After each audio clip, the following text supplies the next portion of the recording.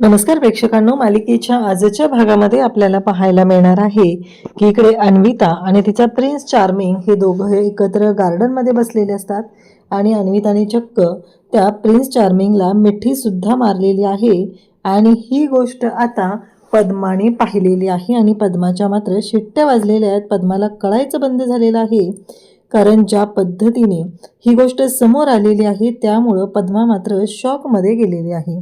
तर हे सगळं जेव्हा आता पद्माच्या समोर येते तेव्हा पद्माची तर वाट लागलेलीच आहे, पण त्याचबरोबर अन्विताची सुद्धा वाट लागणार आहे आणि अन्विताच्या बाबतीत आता खूपच डेंजर असं घरात वातावरण निर्माण होणार आहे. तर इकडे उमा, त्याचबरोबर पियू आणि बंटी मामा या सगळ्यांनी मिळून एक गोष्ट केली आहे, ती म्हणजे यांनी राघवला घरामध्ये लपवून ठेवलेलं आहे. कारण ही गोष्ट शिवनाथला समजू नये यासाठी यांनी हा सगळा केलेला प्लॅन असतो. पण या सगळ्यामध्ये जेव्हा आता शिवनाथच्या समोर हे सत्य येणार आहे तेव्हा मात्र वाट लागणार आहे हे आपल्याला पाहायला मिळणार आहे.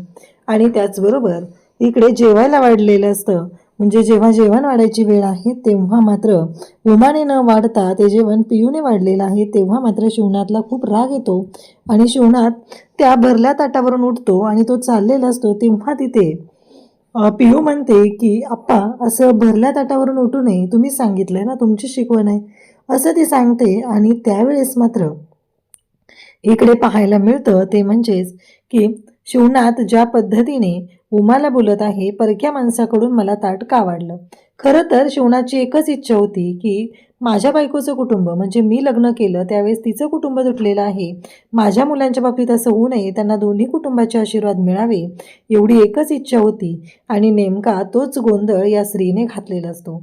खरं तर त्यामध्ये स्त्रीचेही दोष नाही, कारण राघव आणि स्त्रीने समजवल्यानंतर पियूचे बाबा तयारही झाले होते, पण ह्या पद्माने राडा केला आणि पद्माने सगळा गोंधळ घालून ठेवलेला आहे. तर इकडे आपल्याला पाहायला मिळतं की आता दुकानात एक गृहस्थ आलेले असतात आणि जेव्हा ते सांगत असतात की तुमच्याकडून माल कमी आलेला आहे असं म्हणत ते बोलत असतात, ओरडून बोलत असतात. तेव्हा मात्र इकडे जेव्हा शिवनाथ समोर येतो आणि शिवनाथ ते सगळं पाहत असतो, पण ही परिस्थिती ज्या पद्धतीने आता स्त्रीने हाताळलेली असते, स्त्री समजून सांगत असतो. कारण त्या गिरायकाचं असं म्हणणं असतं की मला तुम्ही माल कमी दिलेला आहे आणि माझ्याकडून पैसे जास्त घेतलेत. तर स्त्रीने सगळं रेकॉर्ड व्यवस्थित ठेवलेलं आहे आणि स्त्री सांगत असतो की हे बघा, ही जी 9 तारखेची एंट्री आहे ही तुमच्याकडे नाही आहे, पण इथे आमच्याकडे आहे आणि त्याच्यावरती तुमची सही सुद्धा आहे. म्हणजे मुलं सुद्धा किती व्यवस्थितपणे काम करत आहेत, किती छान पद्धतीने काम करून या सगळ्या गोष्टी नीट करत आहेत हे यातून स्पष्ट होत असतं. आता तो लगेच जाताना म्हणतो की शिवनाथ भाऊ, एक विचारायचं होतं, तुमच्या एका पोरानं पडून जाऊन लग्न केले ना, ते हेच का. आता मात्र शिवनाथचा पारा चढतो. म्हणजे काही सेकंदापूर्वी शिवनाथला खरं तर अभिमान वाटलेला असतो, आपला मुलगा किती व्यवस्थित पद्धतीने काम करतोय, ह्या गोष्टीचं कौतुक वाटत असतं. कारण आप्पांवर आरोप केलेले श्री आणि माधव दोघांनाही पटलेले नसतात आणि दोघंही तिथे अगदी पेटून उठलेले असतात आणि अचानक हा गोंधळ होतो आणि लगेचच आता आप्पा तिथून निघून जातात. ह्या दोघांना मात्र वाईट वाटतं. स्त्रीला तर असं वाटत होतं की बोलायची गरज होती का, काम झालं होतं ना तुझं, मग निघून जायचं होतं, हा गोंधळ घालायची तर गरज काय होती, असं म्हणत स्त्री बोलत असतो. आणि तेव्हा मात्र आता शिवनाथला राग येतो, त्याला काही ही गोष्ट पटत नाही आणि शिवनाथ मात्र तिथून निघून जातो. तर इकडे आपल्याला पाहायला मिळतं की आता पियू राघवला भेटायला आलेली असते, कारण तिने ठरवले की राघवला घेतल्याशिवाय जायचंच नाहीये, म्हणून ती आलेली असते. आणि ती राघवला म्हणत असते की राघव भाऊजी चला. तेव्हा राघव म्हणत असतो की नाही वहिनी, मी नाही येणार आहे. तेव्हा पियू म्हणते असं कसं चालेल, मला सांगा, मी तर तुम्हाला वचन दिलेलं होतं ना, आणि जर तुम्हाला दिलेलं वचन पूर्ण होणार नसेल तर उपयोग काय आहे सांगा बरं मला, कारण तुम्ही जर घरी आला नाही तर आपलं कुटुंबच पूर्ण होणार नाही, असं पियू राघवला सांगत असते. आणि त्याच वेळी इकडे पियूचं असं म्हणणं आहे की तुम्हाला यावंच लागणार आहे आणि तुमच्याकडे कोणतं ऑप्शनच नाही आहे राघव भाऊजी. राघव म्हणत असतो की नाही वहिनी, तुम्हाला माहीत नाही आप्पा कसे आहेत ते. तेव्हा पियू म्हणते पण तुम्हाला माझी शपथ आहे आणि तुमच्या आईसाठी तुम्ही येणार नाही का, असं म्हणत पियू त्याला समजवत असते. पण राघव मात्र खूपच हट्टीपणा करत असतो. तेव्हा पियू म्हणते ठीक आहे, तुम्ही हट्टी आहात ना, तुमच्यापेक्षा जास्त मी पण हट्टे, मी पण येणार नाही, मी पण इथेच बसून राहणार आहे, असं पियू सांगत असते. आणि तेव्हा राघवचं असं म्हणणं असतं की नाही वहिनी, असं नका करू, आता तुम्ही इथं थांबला तर श्री पण इथे येईल. तेव्हा पियू म्हणते आता ही काय जोक करायची वेळ आहे का, चला बरं लवकर.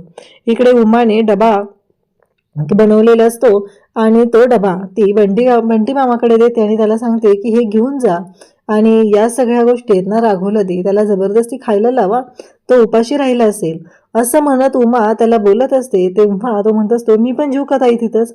तेव्हा उमा म्हणते की नाही नको, आज तू नको जीव, कारण परत आज पण तू जेवायला घरी नसलास तर यांना संशय येईल ना, असं उमाचं म्हणणं असतं. आणि उमा मात्र बंटी मामाला समजवत असते. आणि त्याच वेळी आता बंटी मामा निघतच असतो. तेवढ्यातच आता घरी शिवनाथ येतो आणि शिवनाथला आलेलं पाहून दोघंही आदरतात की अचानक शिवनाथ घरी लवकर का आला. उमा म्हणते अहो आज एवढ्या लवकर. तेव्हा शिवनाथ म्हणतो काय करणार ना, कारण सगळीकडे एकच चर्चा आहे, तुमच्या लाडक्या चिरंजीवामुळे हे सगळं झालेलं आहे. सगळ्यांना फक्त सगळ्याला एकच विषय मिळालेला आहे. 25 वर्षापूर्वी जी गोष्ट घडलेली होती त्याचे परिणाम आपण अजून भोगतोय. कारण कसं आहे, तुम्ही बोलून दाखवत नसला तरी तुमचं कुटुंब तुमच्यापासून तुटलेलं आहे, ह्या गोष्टीचं वाईट तर तुम्हाला वाटतच आहे ना. त्यामुळं मला ना कळतच नाहीये की मी काय करून ठेवलंय हे सगळं आणि मुलांना कसं समजवू, मुलांना कसं यातनं बाहेर काढू, हा विचार शिवनाथ करत असतो. तो उमाला समजवत असतो तुमच्या लक्षात काय येत नाहीये, कारण मी मुलांना फक्त एकच अट घातली होती की या सगळ्या गोष्टी अशा पद्धतीने करू नका. पण मुलांनी काय केलं, मुलांनी शेवटी तेच केलं, त्यांना जे हवं होतं तेच त्यांनी केलेलं आहे आणि अजूनही आपण या सगळ्या गोष्टींचा त्रास भोगत आहे, असं शिवनाथ तिला सांगत असतो. शिवनाथ म्हणत असतो की गावात फक्त एकच विषय, कसं आहे अजूनपर्यंत तुम्ही तुमच्या माहेरला जाऊ शकलेला नाहीये, 25 वर्ष झाली या गोष्टीला. कसं आहे मला कधी बापाचं प्रेम मिळालं नव्हतं, पण माझ्या मुलांच्या पाठीशी हा 6 फुटी बाप खंबीरपणे उभा आहे.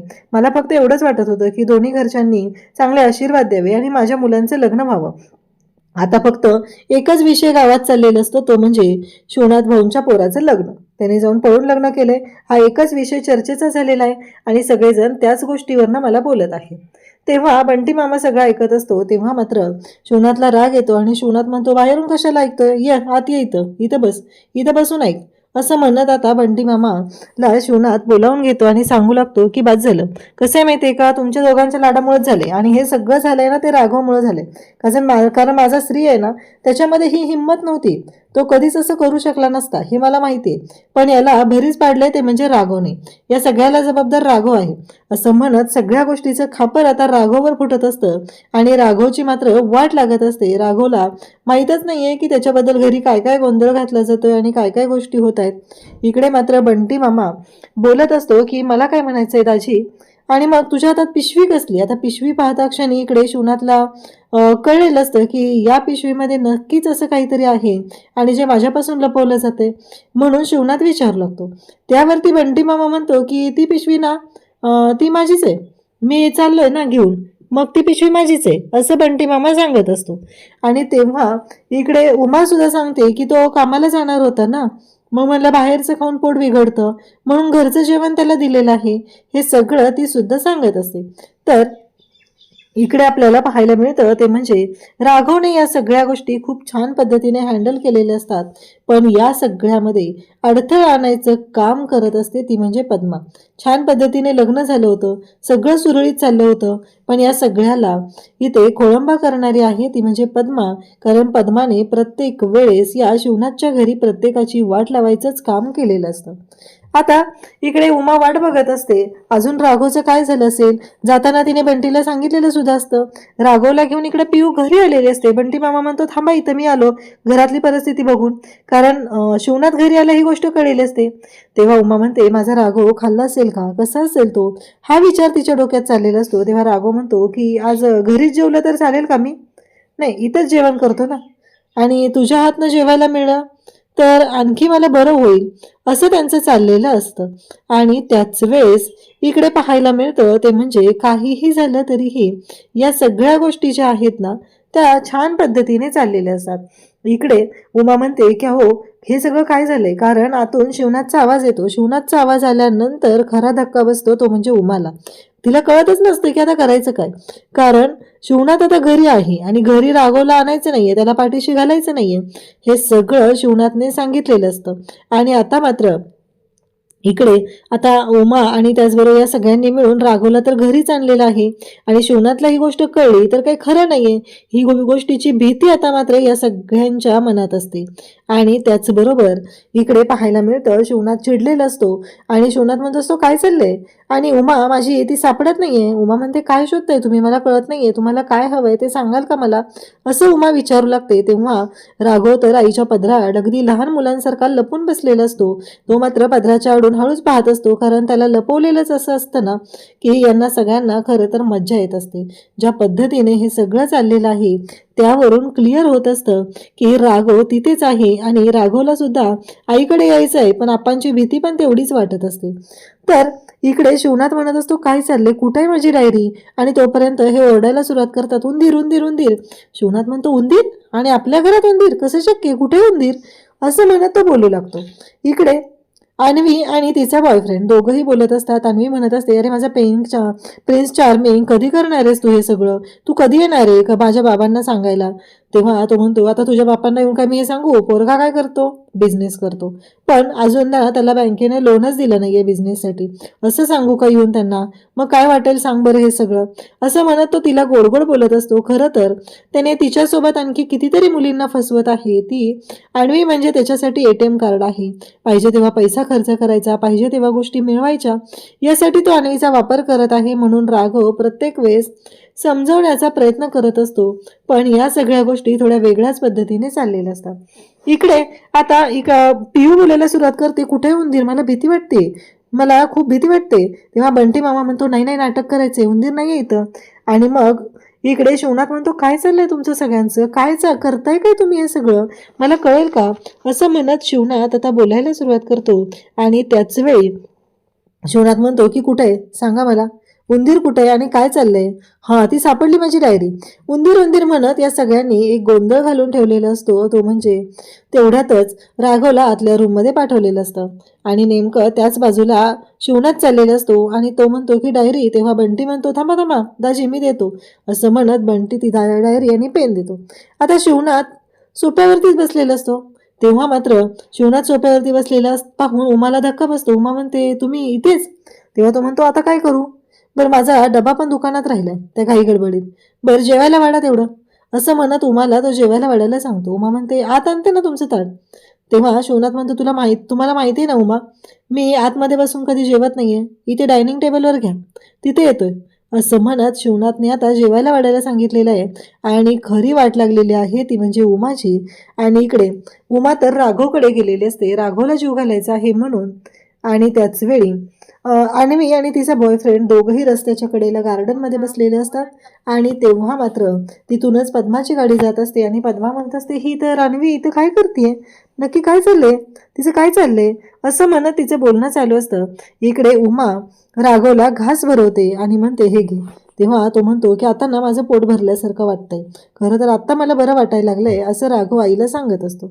तेवढ्यातच शिवनाथच्या पुढे जेवणाचं ताट घेऊन आता पियू गेलेली असते. पियूनं जेवण वाढलेलं असतं.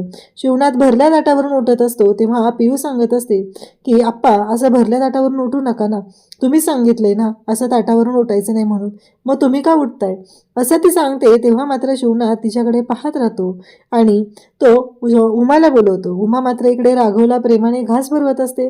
आणि नेमकं त्याच वेळेस आता शिवनाथने उमाला हाक मारल्यामुळे उमा तिथे आलेली असते.